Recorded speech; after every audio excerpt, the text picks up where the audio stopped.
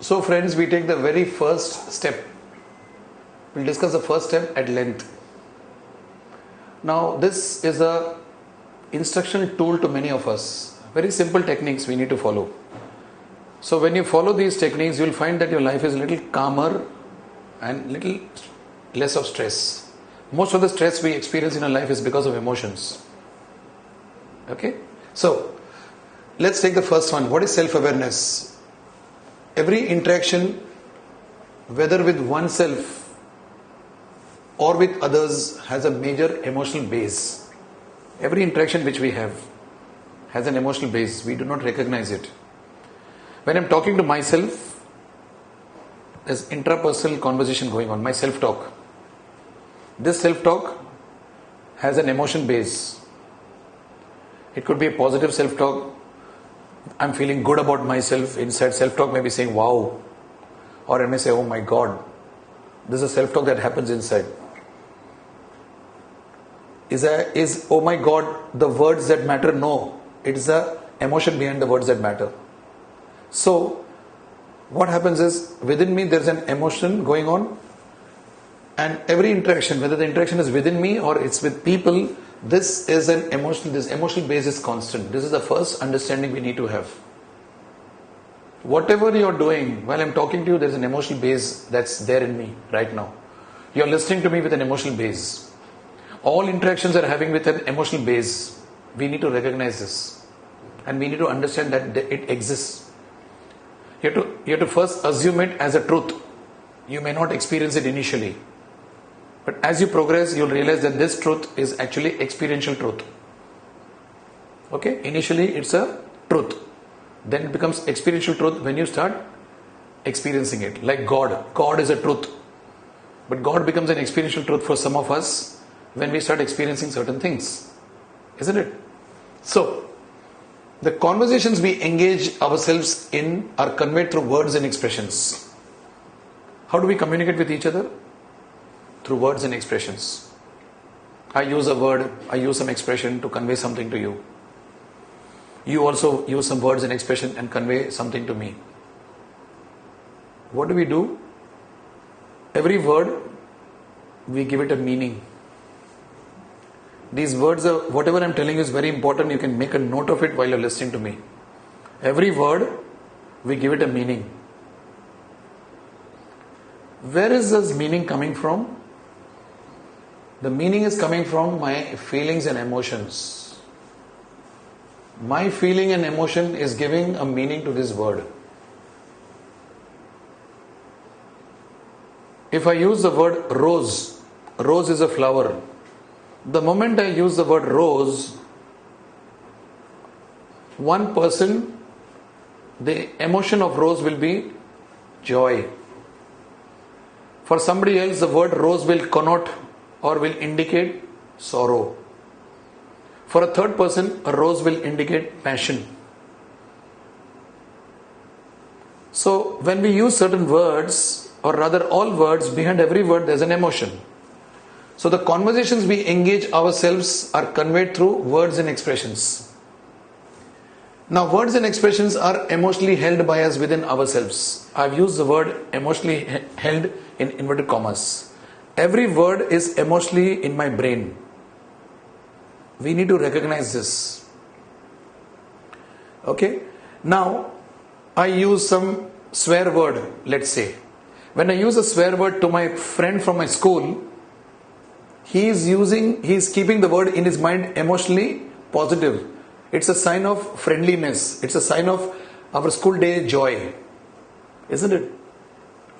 But if I use the same swear word with somebody else, that person may not hold it in that same emotional base. He will not hold it in the same emotional base. So, he will give a different meaning to that word, and my friend will give a different meaning to the same word. Okay? I'll just give you another simple word to understand. Buddhu. Buddhu means fool, idiot. If I call my sweetheart Buddhu, she may not object because she realizes in her own emotions that I am being sweet with her. That's a very sweet expression for her, perhaps. But if I say Buddha to someone else, that person may hold it emotionally different. So the words remaining constant, we hold it emotionally in our brain differently, all of us. This we tend to neglect, we tend to ignore this aspect. What are words after all? Words are expressions of our inner experiences. Words are expressions of our inner experiences. Inner is here in the head and also in the heart. So we experience something. You go to a hill station and you find a nice rainbow early morning. You say, wow. The moment I say wow, I'm expressing an experience within me. Okay. So, every word and expression which we utter and hear from others are emotionally connected to us. Every word that we hear from others and utter ourselves are held in an emotional space. What happens further? Let's see. The same word or the expression means different to two different persons. I've underlined the word means. Means what? Means I'm giving a meaning. It is emotions that attach meaning to words and expressions. Please remember this, friends. Every one of us use words and we throw words at random here and there. In the world of business at the workplace, people are randomly throwing words. Ada teda. And we throw words, least realizing that every word has got emotional implication for everybody. I remember in one of the companies where I was working, I was in the production center, a large Tata company, and we had this industrial relations person who was in charge of the leave applications of workers and all. Now, he used to tell the workers that you enjoyed 2 days of leave. He used to use the word enjoyed. A person is sick and he comes after 7 or 8 days and he used to tell him you enjoyed. Many people took objection. Said, how dare you say that it is enjoyed? I did not enjoy. No, but that is called as enjoyed, he said. Now the poor fellow did not realize the word enjoyed should not be put in that context, because enjoyed has got a different connotation. Then somebody had to tell him, change the word enjoyed, don't say enjoyed, say something else. Now many of us do this. In many conversations, either I do not know the language or I do not know the emotion behind the words. Now when this happens, I create havoc in conversations. I have to be very watchful about it. Okay? Now, emotions are expressions of the meaning we hold within us of our experiences with the world around. I go around, I see the world, and I got a lot of experiences coming in. And for each of these experiences, I start giving some meaning. And the meaning has to come out in some form or the other. It comes in the form of a communication. The communication can be in 3 forms: body language, words, and written form. All the 3 gives away my emotions. We have to be watchful about it. Emotions create or disrupt our comfort levels of living. It's emotions that create or disrupt our comfort levels of living. We are all in a comfort zone of existence. When we feel disturbed, what do? We want to go to another comfort zone, or we want to become comfortable. So we create a behavior to make ourselves comfortable. If, for example, somebody is irritating me, what will I do? I'll run away from the irritation so that I feel comfortable. Emotionally intelligent people will not run away. They will first address the irritation. They have the courage, the guts to address the irritation. And after addressing the irritation, they will understand that this irritation was a languaging which they had in their mind. Is noise a disruption? Is noise a disruption? It's a disruption provided you think it's a disruption. Provided you are emotionally experiencing a disruption. But if you emotionally do not experience disruption, noise is not a disruption. Noise could it could create a comfort level for certain people. It happens. It may sound very strange to some of you who are listening to me. The same so-called negative word can appear to be positive for some other people. In the busiest parts of Mumbai, for example, you can find people are working very calm and serene. How? Because they don't allow that disturbance to come to themselves. Their inner experiences are very calm.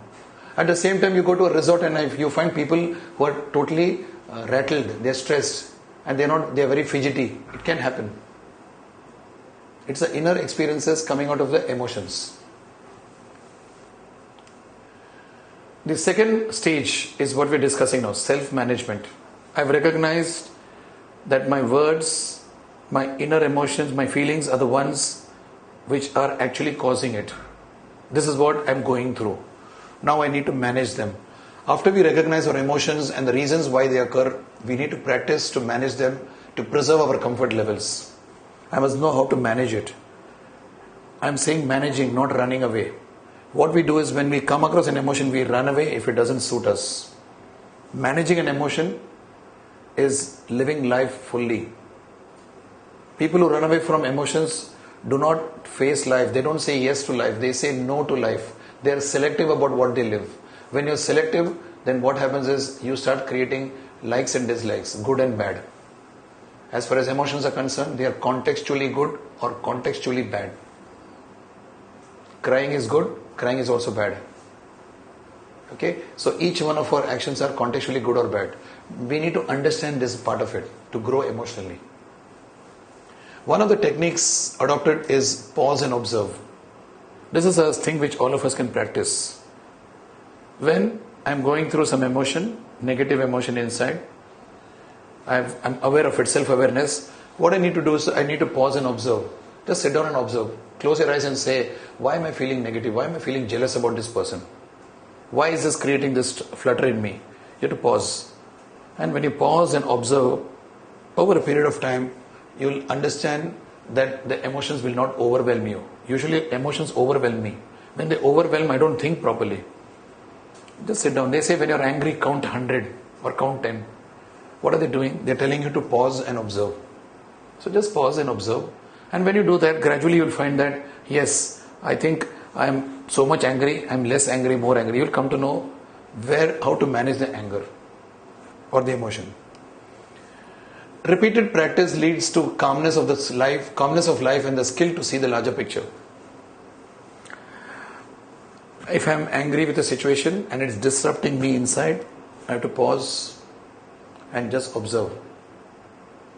As if the anger is not me, it's an observer. You have to observe the anger. The anger is not me.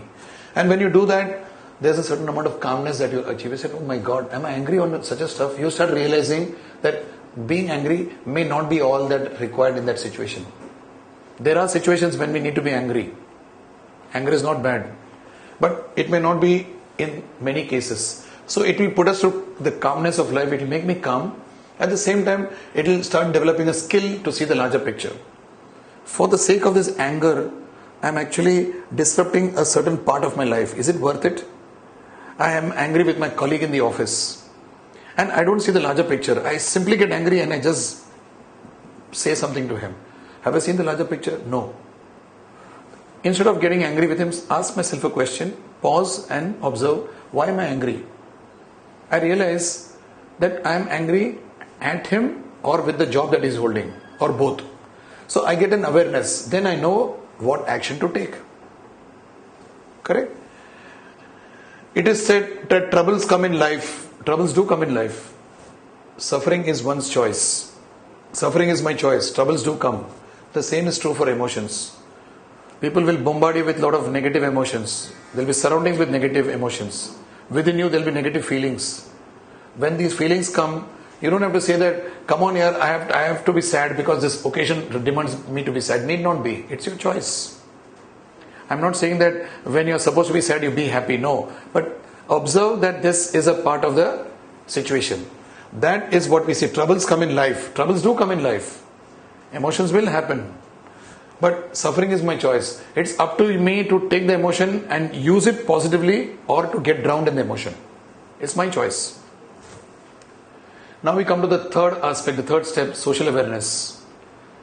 The first step was about me, self-awareness. Second was about self-management, again about me. Now it's about the other, the people outside, social awareness. We interact with people all the time, don't we? We do.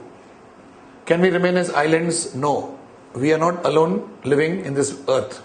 We can't live alone. None of us can live alone. We interact with people all the time. Once we practice self-management of emotions, we tend to be calm and proactive.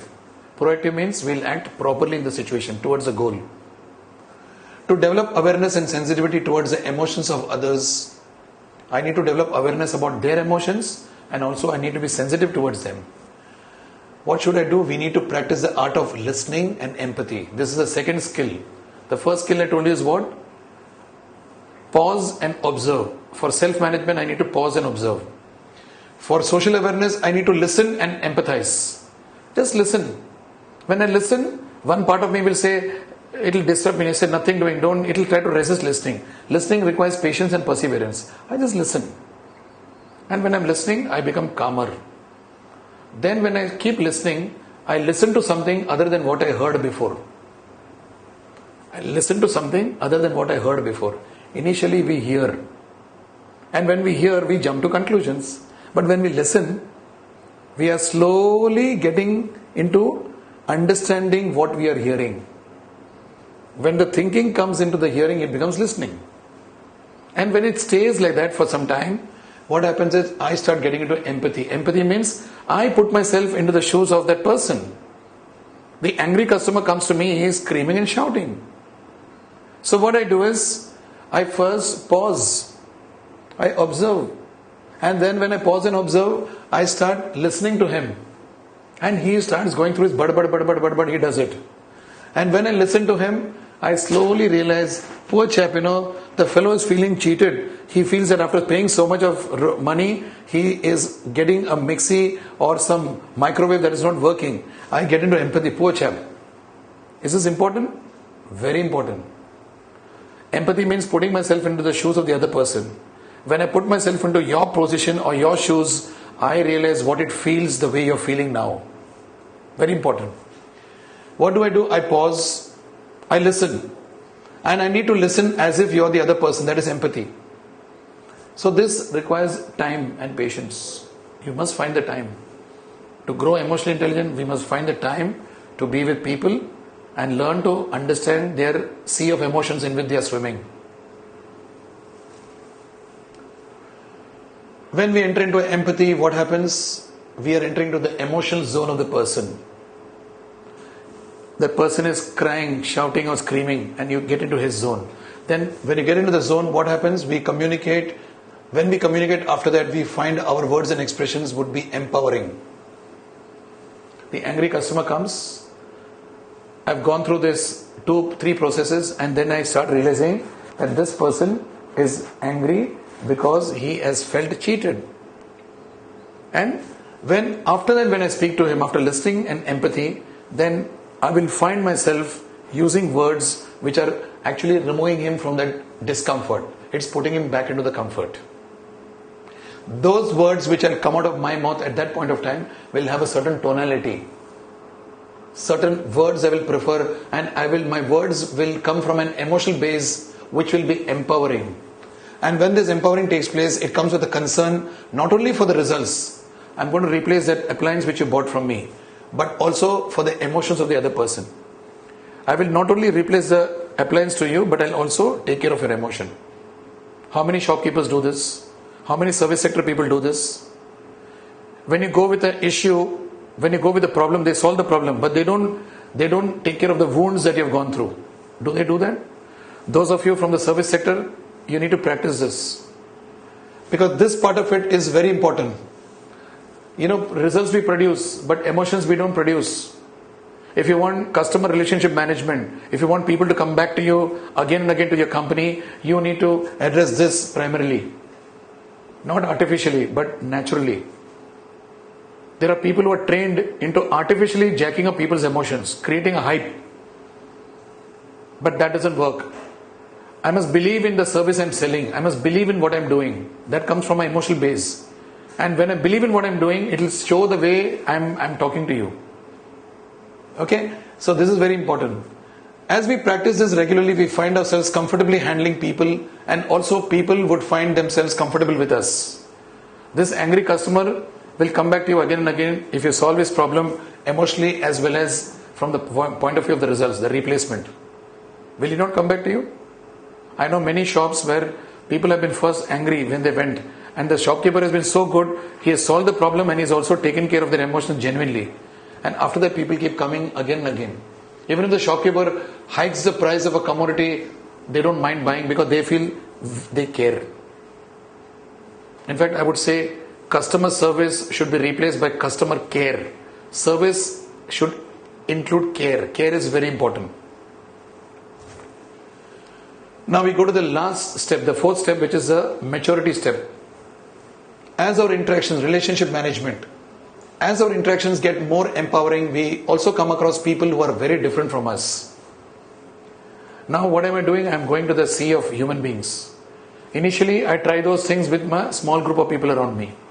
But now I'm actually going on the job, on the field. And on the field, in the world outside, the big bad world outside, everybody is not like us. There are people who are having opposing views to what you say. You say that the world is a good place, they'll say world is a bad place. You say life is beautiful, they'll say life is ugly. And they will continue to say what they're saying. There are two ways of handling them.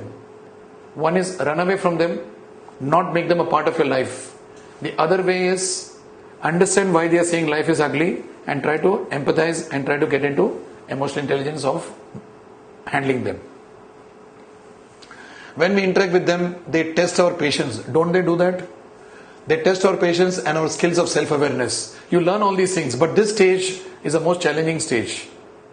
It requires staying power. They test our patience and our skills of self-awareness, self-management and social awareness. All the three skills which you have learned in the first three steps, they test you. And due to empathy and understanding we display, they take us for granted, either knowingly or quite unaware. You keep showing empathy. Many people come and tell me, sir, मैंने empathy बताया, मैंने सब किया, लेकिन those people exploit me. Some of you must be agreeing to this. But all you need to do is to stay on with these processes. These three steps, keep on staying on that. And you know what will happen gradually? They will start realizing that, look, they can't be taken for granted. You need to do one more thing in this. What is that? This is the stage of maturity of emotional intelligence. While we are empathetic and showing concern, I am empathetic and showing concern for you. But you are behaving in a brattish manner. You are taking me for granted. You think I am a spineless fellow. That happens with people. Many people, when they come for emotional training in the workshop, they say, all this is okay, but when I am trying to be emotionally empathetic, people take me for granted. They think I am a wallpaper. They think I am a doormat. Not necessary. While we are empathetic and showing concern, we need to focus on the issue. There's a magic. Keep on focusing on the issue, not on the person. That fellow will be talking nonsense. He will be trying to pull you down. He will try to rattle you, shake you. But be with the issue. And when we are with the issue and stay tuned with the issue alone, nothing else. Suppose you are empathetic to this customer who's got this complaint about the appliance. And when you're empathetic, if the customer is a little chalu and he says, "ठीक है, I will keep on creating trouble." What should the shopkeeper do? He should ask him, okay, what exactly is the issue with this microwave? Batao. Stay with the issue. Just keep the other thing on the side. Stay with the issue. And when you stay with the issue, you'll realize that there is no issue. When there is no issue means what is the issue? The issue is he and his emotions. And at this point, what are you supposed to do? Be assertive. You've got to be assertive. Gradually, from a person-centric conversation, we need to steer towards issue-centric conversation. Person-centric means his emotion. Issue-centric means the problem with the appliance. With a deep human concern for emotions. Tell him, look, I care for your emotions, but what is the issue? Tell me. You need to develop these conversations. You can't develop these conversations unless you go through step 1, step 2 and step 3. And this stage is the maturing of the manager into a leader. You want to be a leader, you need to be emotionally intelligent. Managers handle goals. Leaders handle goals with people orientation. When you take a problem to the manager will show you off. When you take a problem to the leader will look at the problem inside out and he will empower you to take courage to solve the problem. When you are a little shaken and you go to a manager, the manager will shake you further. When you go to a leader and you're shaken and you go to the leader will try to pacify you, he'll empower you. Why? Because he knows the importance of emotional intelligence. Emotional intelligence at the workplace grooms one to understand how human beings are caught up in their inner world of their own making. We are all caught up in our inner world. I carry a lot of emotional garbage in me. And when I come here, I start putting my emotional garbage on you. All I need is a content. They say, if a man has to get angry, all he needs is a reason to get angry.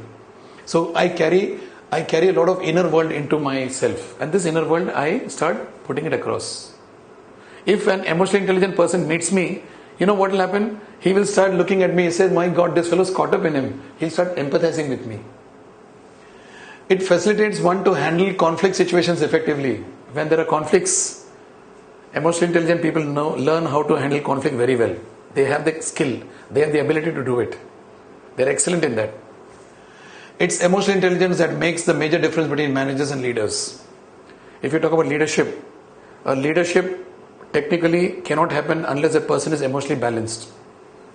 His own emotions and the emotions of others he needs to understand and adapt and act upon them. Now we talk about some applications, friends, as a conclusion. The application about what emotional intelligence means. At the end of it, we need to understand how to use it. What are the applications into which emotional intelligence plays a role in modern day? The first one that comes to our mind is majority of the businesses today are service driven, aren't they? 80%, 90% of businesses today are service driven. When you talk about service sector, are you dealing with the product?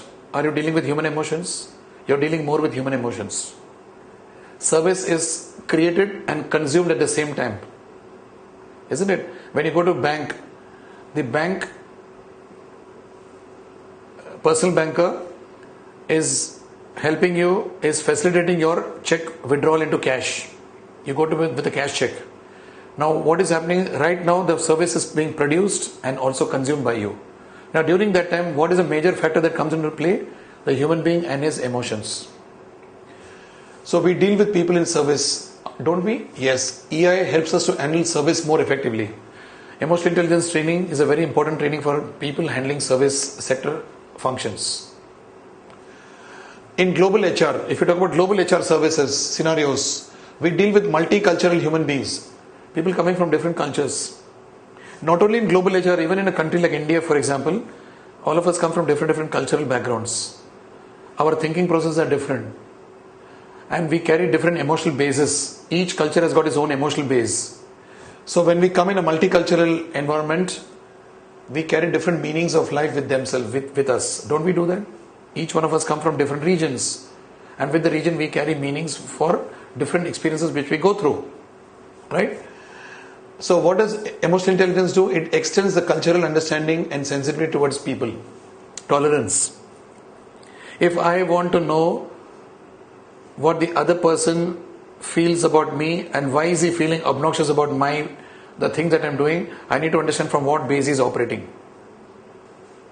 So it creates a sensitivity and understanding of the people around. Taking it further, the issue about employee retention. I want to retain people in my company. Emotional intelligence plays a major role. How? It has been observed through studies that people leave the company when they are emotionally disturbed. One of the causes of employee attrition, major causes, is people don't feel emotionally secure. By understanding and practicing EI, emotional intelligence, I can learn how to retain people, even during the most troubled times. Attritions can be brought down to an appreciably low level. Next comes the crisis situation. When there's a crisis, what happens? When the going gets tough, they say that tough gets going, isn't it?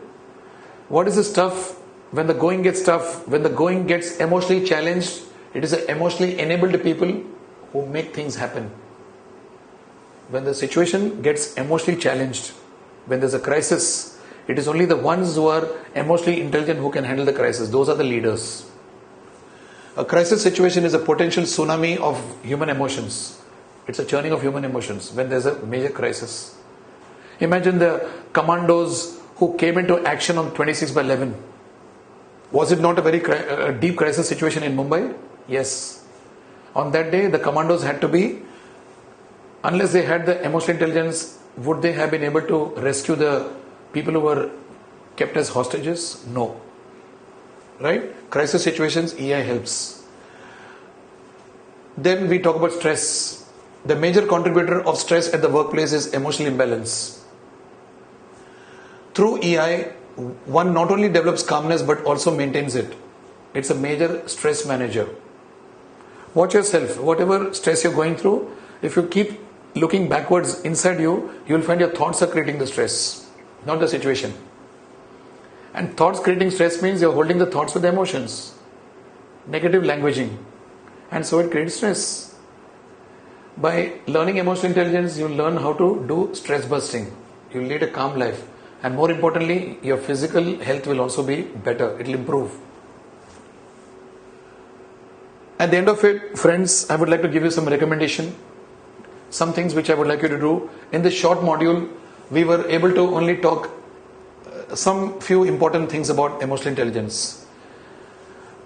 Primarily, I would like you to go through this emotional intelligence books and articles written by Daniel Goleman. There are many other authors. Okay, so you can go through them, but do read this because this gives you ample understanding and insight into what is emotional intelligence. Do undertake an emotional intelligence test from 2 or 3 sources to determine your emotional intelligence. There are many sources. You can go through the website of many of these emotional intelligence authors, and there are some tests, but at least take about 2 to 3 tests. Whenever you take a test, you must take 2 or 3 because only then you'll get a fairly good picture about who you are in terms of emotional intelligence. Start on steps 1 and 2. The 4 steps may start on the steps 1 and 2, that is self-awareness and self-management. And continue for at least 21 days. Underline, 21 days you must continue without a break. Self-awareness, be aware about yourself. 21 days, keep practicing it. Take pauses. Self-management, learn to understand what is causing this and how to channelize it. For 21 days you practice this.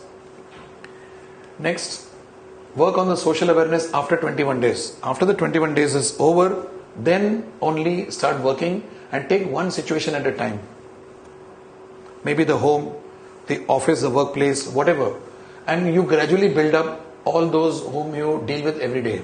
You will find that gradually your understanding of people, your comfort levels with people will start improving. That's a guarantee. And then finally, handle relationship management by taking situations where conflicts and differences of opinions are present. There is a final testing ground. How well you have learned step 1, 2 and 3 will be seen the way you are handling the 4th one, where you actually handle the field conditions, as we say. Within a span of 3 months, approximately, you would find yourself relaxed and stress managed. Okay, friends? Thank you. And I hope you've enjoyed this module. Wish you all the best.